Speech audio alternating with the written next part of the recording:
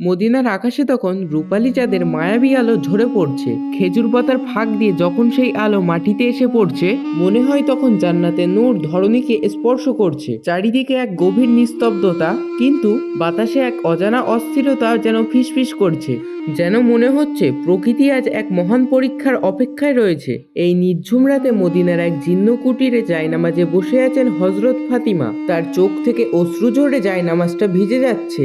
ঠিক সেই সময় মদিনার পাহাড়ের জঙ্গল থেকে এক হাড় হিম করা বাঘের গর্জন। ফাতিমা জায়নামাজ থেকে মাথাটা তুললেন। তিনি জানতেন মদিনার ওই পাহাড়ের জঙ্গলে শুধু বাঘ নয়, অন্য অন্য হিংস্র জন্তু জানোয়ারও রয়েছে। ঠিক সেই ভয়ঙ্কর জঙ্গলের ওই ধারে বাস করতেন একজন নিঃস্ব বিধবা নারী। তার স্বামী যুদ্ধে শহীদ হয়েছিলেন, আর অভাব ছিল তো তার নিত্য সঙ্গী।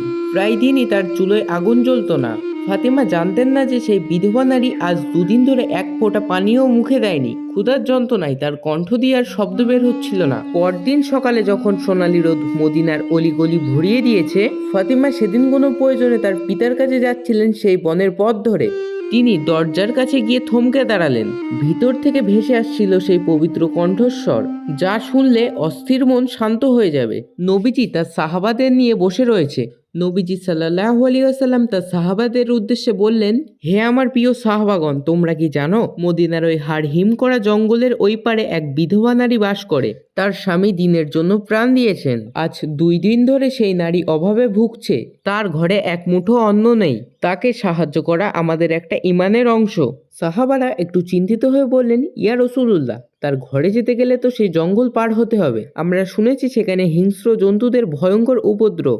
দয়ার নবী একটু মুচকি হেসে বললেন, তোমাদের ভয় নেই, হিংস্র প্রাণীও আল্লাহর সৃষ্টি। কথাগুলো সবই ফাতেমা রাদিয়াল্লাহু তাআলা দরজার পিছন থেকে শুনছিলেন। ফাতেমা রাদিয়াল্লাহু তাআলা এই কথা যখনই শুনলেন, তার চোখ দুটো অশ্রুতে ভিজে গেল। ফাতেমা তখন বলছেন, আমার আব্বা যখন একটা ক্ষুধার্ত নারীর কথা বলছেন, আমি তখন কিভাবে হাত গুটিয়ে বসে থাকতে পারি। ফাতেমা তখন নবীজির বাড়ির দিকে না গিয়ে তার নিজের বাড়ির দিকে রওনা দিলেন। বাড়িতে ফিরে ফাতেমা এক মুহূর্ত দেরি করলেন না। তিনি বাড়ি এসে তখন নিজের হাতে 2টো রুটি তৈরি করলেন আর 2টো পুষ্টিকর খেজুর নিলেন। ফাতেমার ঘরেও হয়তো খুব বেশি খাবার ছিল না, কিন্তু তার কাছে খাবারটা বড় নয়, অন্যের কষ্টটা বড়। ফাতেমা যখন বের হতে যাবেন, ঠিক সেই সময় তার ঘরে উম্মে সালমা প্রবেশ করলেন। ফাতেমার চোখে অস্থিরতা দেখে বললেন, হে ফাতেমা, আমি তোমার কাছেই আসছিলাম। এই মরুভূমির রোদে তুমি কোথায় বের হচ্ছ?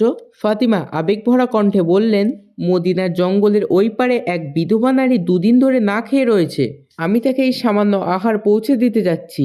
তুমি কি জানো না ওখানে কত ভয়ঙ্কর বাঘ থাকে? তুমি একা একটা মেয়ে হয়ে ওই নরখাদকদের সামনে দিয়ে যাবে? মা, আপনি কি জানেন না এই মহাবিশ্বের মালিক আল্লাহ, আর জঙ্গলের পশুরাও তো আমার আল্লাহর জিকির করে। তিনি এই বলে তপ্ত বালুকায় পা বাড়ালেন। সূর্য যখন পাটে বসছে, তখন গোধূলির আলোয় চারিদিক ম্লান হয়ে আসছে। ফাতেমা তখন গভীর জঙ্গলের সরু পথ ধরে হেঁটে চলেছেন। হঠাৎ তিনি অনুভব করলেন মাটির কম্পন যেন থেমে গেছে, কিন্তু তার পিছনে একটা ভারী নিঃশ্বাস শোনা যাচ্ছে। তিনি থমকে দাঁড়ালেন আর পিছন দিকে ঘুরে দেখে বিশাল একটা বাঘ তার দিকে এগিয়ে আসছে। বাঘটা তার দিকে আসতেই ফাতেমা তার চোখের দিকে শান্তভাবে তাকালেন। কোনো ভয় নেই, কোনো কাঁপুনি নেই। তিনি ধীরস্থির কণ্ঠে বললেন, হে বনের হিংস্র বাঘ, তুমি জেনে রাখো তুমি আল্লাহর মাখলুক, আমি আল্লাহর বান্দা। আল্লাহের হুকুমে তুমি শান্ত হও। তুমি কি জানো না আল্লাহ ক্ষুধার্তকে খাবার দেওয়ার নির্দেশ দিয়েছেন? আমি তার এক বান্দিকে খাবার দিতে যাচ্ছি। সেই কথা শুনে এক অলৌকিক ঘটনা ঘটল। আল্লাহের হুকুমে বাঘের জবান খুলে গেল। বাঘটি ফাতেমার পায়ের গোড়ায় এসে বসে পড়ল, এমনকি মানুষের ভাষায় পরিষ্কার করে বলল, হে ফাতেমা জান্নাতের সর্দারিনী, আমার সালাম গ্রহণ করুন। দয়া করে এই সালাম আমার নবীজির দরবারে পৌঁছে দেবেন। আমি আপনাকে শিকার করতে আসিনি, আমি এসেছি আপনাকে পাহারা দিতে।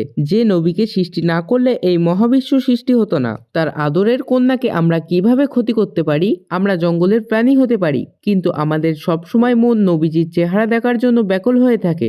আমি আপনাকে গন্তব্য পর্যন্ত নিরাপদে পৌঁছে দেব। দূর থেকে এক রাখাল এবং এক সাহাবী এই দৃশ্য দেখে পাথরের মতো স্থির হয়ে গেল। তাদের 2 চোখ দিয়ে অঝরে জল ঝরছিল। সাহাবী ডুকরে কেঁদে উঠে বললেন, হে আল্লাহ, বনের পশুরা তার নবীজিকে চিনল, কিন্তু কাফেরেরা চিনতে পারল না। বাগের পাহারায় ফাতেমা সেই বৃদ্ধর কুঁড়ে ঘরে পৌঁছালেন। কুঁড়ে ঘরের ভিতরে সেই বৃদ্ধ নারী সেজদায় পড়ে আল্লাহর কাছে কাঁদছিলেন। সেই বৃদ্ধ নারীটি কাঁদতে কাঁদতে বলল, হে আল্লাহ, আমার 3 দিন হলো আমার চুলোয় কোনো আগুন জ্বলেনি। আমার শরীরে আর কোনো শক্তি নেই, আপনি ছাড়া সাহায্যেরও আর কেউ নেই। ঠিক সেই সময় দরজায় টোকা পড়ল। বিধবা নারী তখন অস্ফুট স্বরে বললেন, কে আপনি? বাইরে থেকে ভেসে এলো এক মধুর কণ্ঠ, আমি ফতেমা, নবীজি সাল্লাল্লাহু আলাইহি ওয়াসাল্লামের কন্যা। নাম শোনা মাত্রকেই বৃদ্ধ নারীর প্রাণ ফিরে এলো। দরজা খুলে বৃদ্ধ নারী ফতেমাকে দেখে কান্নায় ভেঙে পড়ল। ফতেমা তখন নিজ হাতে তাকে খাবার দিলেন। বৃদ্ধ নারী তখন বললেন, আমি জানতাম আল্লাহ আমার কথা ঠিকই শুনবে। তুমি শুধু মানুষ নও, তুমি আল্লাহর পাঠানো রহমত। ফতেমা যখন বাড়ি ফিরছিলেন তখন বাঘটি আবারও জঙ্গল পার করে অদৃশ্য হয়ে গেল। সেই রাখাল তখন এই দৃশ্য দেখে পাগলের মতো নবীজির দরবারে গেল। দৌড়ে যেতে যেতেই বাঘটি তার সামনে পড়ল, আর রাখাল ভয় থেকে ঠকঠক ঠকঠক করে কাঁপতে লাগলো। বাঘটি বলল, হে রাখাল, আমি তোমার ভেড়াগুলোকে পাহারা দিচ্ছি, তুমি প্রথমে গিয়ে নবীজির দরবারে গিয়ে কলেমা পড়ে নাও। সে নবীজির দরবারে গিয়ে সবকিছু বলল। তখন কাঁদতে কাঁদতে সে তখন ইসলাম গ্রহণ করে নিল। এই অলৌকিক ঘটনার খবর মরুভূমির সীমানা ছাড়িয়েও দূরে শ্যাম দেশে পৌঁছে গেল। সেখানকার এক প্রভাবশীল শাসকের কন্যা, সেই কন্যা ছিলেন খুবই সুন্দরী ও বুদ্ধিমতী। তার অঢেল সম্পত্তি ছিল, কিন্তু তার মনটা ছিল হাহাকার। তিনি যখন শুনলেন জান্নাতের রাজকন্যা নিজে না খেয়েও গরিবের ঘরে খাবার পৌঁছে দেয় এবং তাকে পশুরাও সম্মান করেন, তখন তার রাজকীয় সম্মান ধুলোয় মিশে যায়। রাজকন্যা হীরা জহরত নিয়ে মদিনায় এলেন।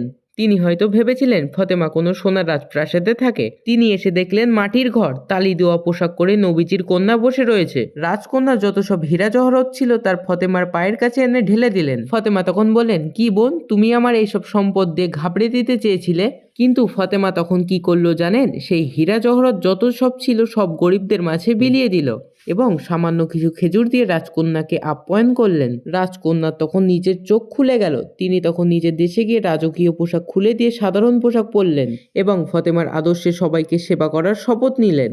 এই ভিডিওটা দেখে আপনারা কি বুঝলেন অবশ্যই আমাদের কমেন্টে জানান। আর ভিডিওটা ভালো লাগলে আপনি আপনার প্রিয়জনদের কাছে শেয়ার করতে পারেন। আরও এরকমই ইসলামিক ভিডিও দেখতে চাইলে আমাদের চ্যানেলটিকে সাবস্ক্রাইব করুন। সকলে ভালো থাকবেন, সুস্থ থাকবেন। আসসালামু আলাইকুম।